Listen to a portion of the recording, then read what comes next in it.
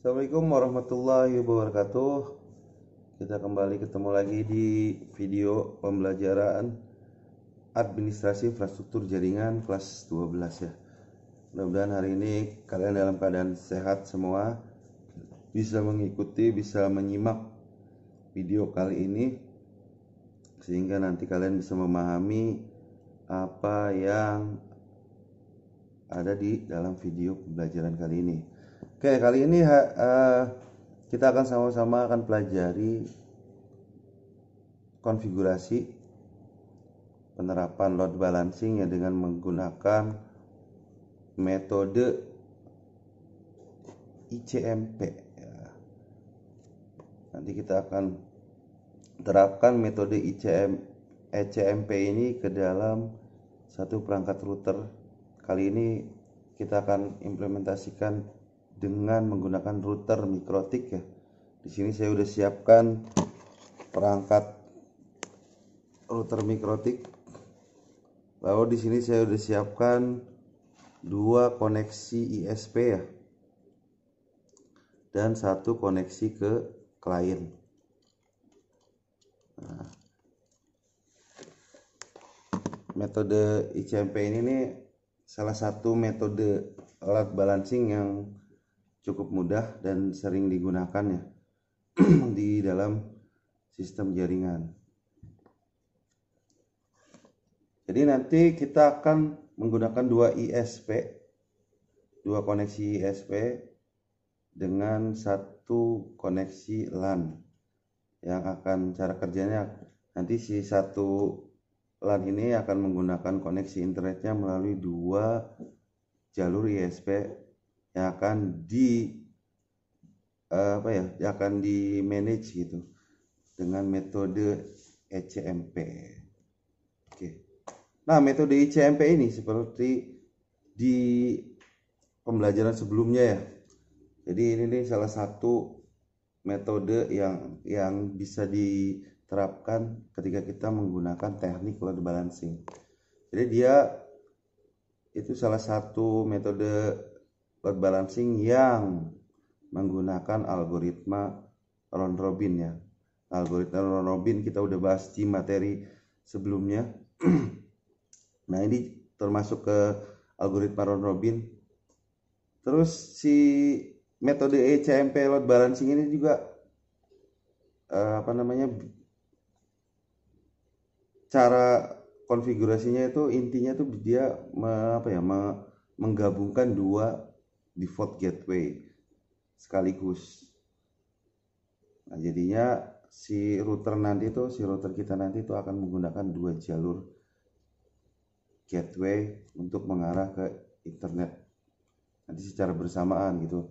Nah, dengan metode round robin dia akan bergantian. Jadi ketika kliennya mengakses internet, dia bisa menggunakan jalur satu atau jalur dua nanti. Ini minimal kan ada dua jalur ya, minimal ada dua jalur. Jadi dia trafficnya itu secara bergantian, nanti dia akan melewati jalur satu, jalur dua, tergantung nanti klien yang terhubungnya. Biasanya kan misalkan ada klien pertama dia ke jalur satu dulu gitu. Nanti kalau ada klien dua nanti dia ke jalur dua, nanti kalau ada klien ketiga dia ke jalur satu lagi, dan seterusnya. Terus load balancing metode ICMP ini juga bisa mendukung fitur failover. Nah, fitur failover ini nih, jadi ketika ada salah satu gateway terputus dari salah satu jalur, karena tadi misal minimal ada dua jalur ya, nanti dia akan otomatis pindah ke jalur yang kedua yang hidup pada saat itu atau yang aktif gitu. Jadi ketika ada salah satu jalur yang tidak connect itu, dia akan pindah ke jalur yang keadaannya sedang aktif atau sedang connect, seperti itu. Lalu bagaimana nih cara konfigurasinya? Kita langsung mulai saja. Di sini saya sudah buat contoh kasus topologinya. Di sini kita punya dua ISP, ada ISP 1, ISP 2 dengan IP address yang berbeda. ISP 1 akan dihubungkan ke Ether 1 dan ISP2 akan dihubungkan ke Ether 2, sedangkan nanti Ether ketiga akan dihubungkan ke jalur LAN atau ke jalur klien dengan komposisi IP seperti di gambar topologi ini. Lalu langkah konfigurasinya bagaimana? Sebenarnya cukup simpel ya, kalau simpulkan itu cuma ada 5 langkah yang harus kita lakukan. Kita akan hanya melakukan beberapa konfigurasi yang cukup simpel nantinya. Oke, langsung kita mulai saja ya. Pertama kita masuk dulu ke router yang akan kita konfigurasi. Di sini saya akan mengakses routernya menggunakan Winbox ya. Di sini routernya masih dalam keadaan kosong setelah di reset ya. Jadi belum ada konfigurasinya. Kita langsung buka aja. Nah, langkah pertama itu kita akan melakukan konfigurasi IP address router. Kita akan melakukan konfigurasi IP address router di menu IP address. Nah, di sini kita akan tambahkan 3 alamat IP address ya. Yang pertama untuk Ether 1, Ether 2, dan yang terakhir untuk Ether 3. Yang pertama untuk Ether 1 dulu. Ini nih alamat yang akan mengarah ke ISP1.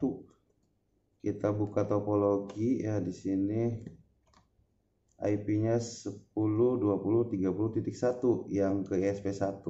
Nah, untuk Ether 1 yang ada di routernya menggunakan IP 10.20.30.2/30.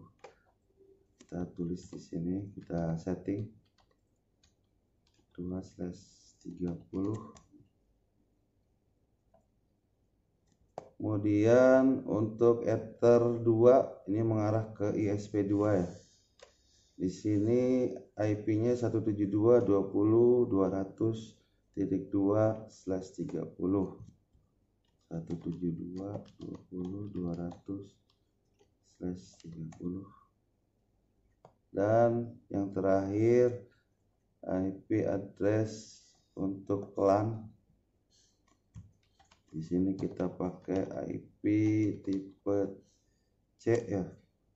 Misalkan kita pakainya 192.168.100.1/24. Nah, untuk mempermudah identifikasi Ether yang digunakan untuk jalur apa, kita tuh bisa menggunakan beberapa cara ya. Misalkan yang paling gampang itu kita bisa edit dulu nama interface-nya. Misalkan Ether 1 kan ke ISP1, kita tulis ISP1. Terus Ether 2 untuk ke ISP2, nah kita tambahkan namanya, nama interface-nya biar mempermudah kita mengidentifikasi interface yang kita gunakan. Terus untuk Ether 3 kita edit juga, kita tambahkan dengan nama LAN. Nah, ini salah satu cara. Nah, yang kedua kita juga bisa menggunakan cara dengan memberikan komen. Misalkan di sini nih SP1. Kita bisa menambahkan ini komen untuk membedakan. Ini kita kasih.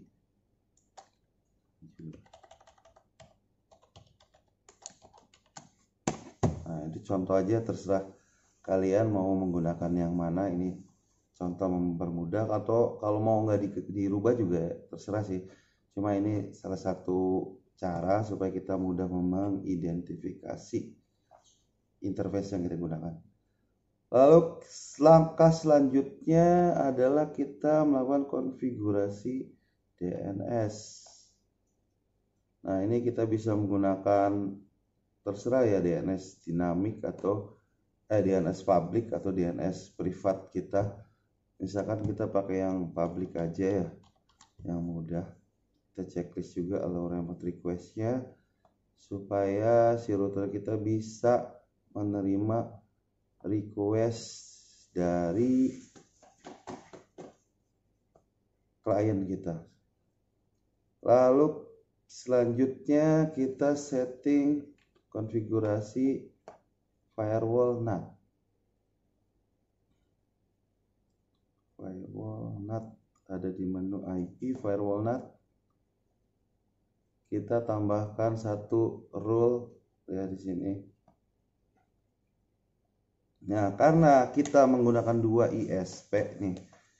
Biasanya kan kalau di konfigurasi basic router itu cukup menggunakan atau cukup menambahkan satu rule NAT saja.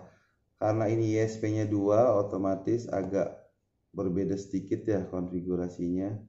Jadi kita harus bikin 2 rule firewall NAT. Nah, yang pertama ini misalkan untuk ISP 1.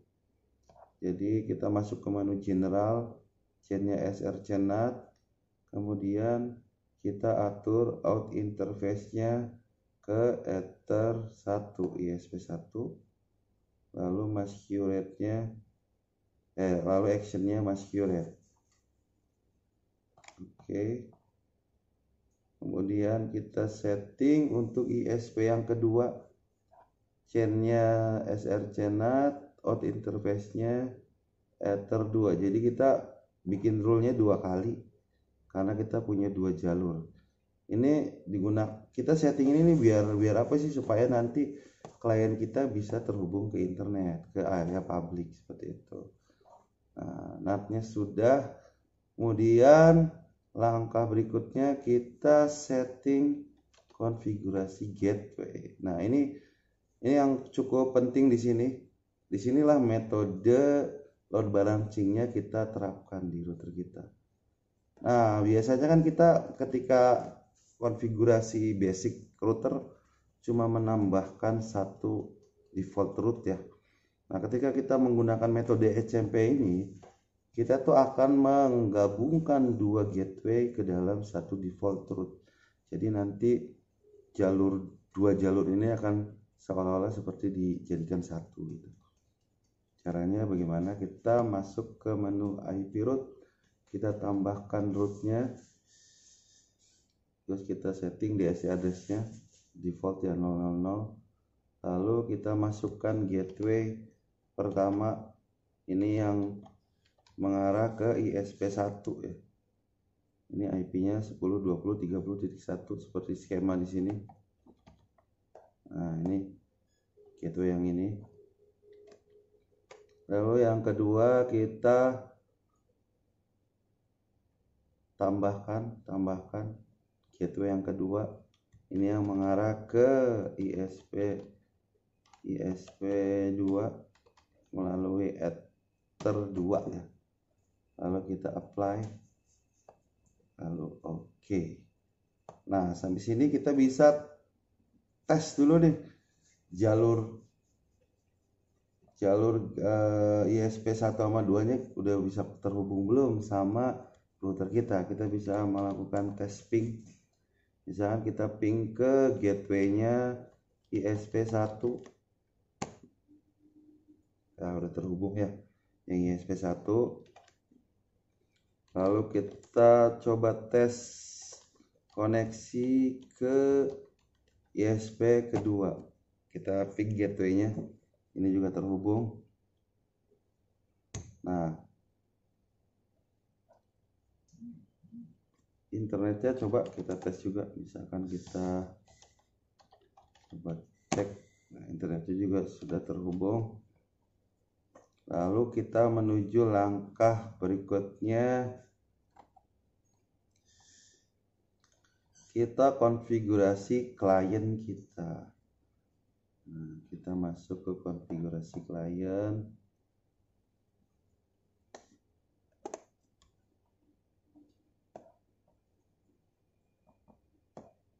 kita setting networknya sesuaikan dengan IP yang ada di Ether 3. Misalnya tadi Ether 3 IP-nya 192.168.100.1. Nah, di klien kita misalkan di sini saya menggunakan IP-nya 192.168.100.2. Nah, nanti di PC kliennya kita setting gateway-nya 192.168.100.1 karena PC klien kita terhubung ke Ether 3. Terus kita masukkan DNS-nya.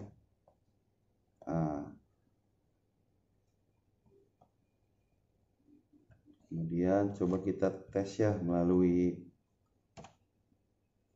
klien kita ping ke internet. Ini udah terhubung. Nah, ketik sampai sini nih ICMP metode ECMP kita udah selesai, konfigurasinya cukup simpel ya. Jadi poin utamanya sih tadi di pengaturan gateway tadi, ketika gateway-nya default gateway-nya itu ada dua jalur di sini. Nah, penerapan seperti ini biasa dilakukan ketika antara ISP1 sama ISP2 ini nih bandwidth-nya sama gitu ya. Nanti ketika bandwidth-nya berbeda ya nanti kita harus bikin perbandingan gitu, mana yang lebih besar, ISP1 apa ISP2 gitu. Mungkin nanti next di materi berikutnya. Oke, mungkin itu yang bisa kita pahami ya, mudah-mudahan bisa dipahami sih dari konfigurasi ECMP. Nanti di video berikutnya kita akan lanjutkan ke materi lanjutan masih di load balancing ya. Mudah-mudahan materi kali ini bisa dipahami dengan mudah.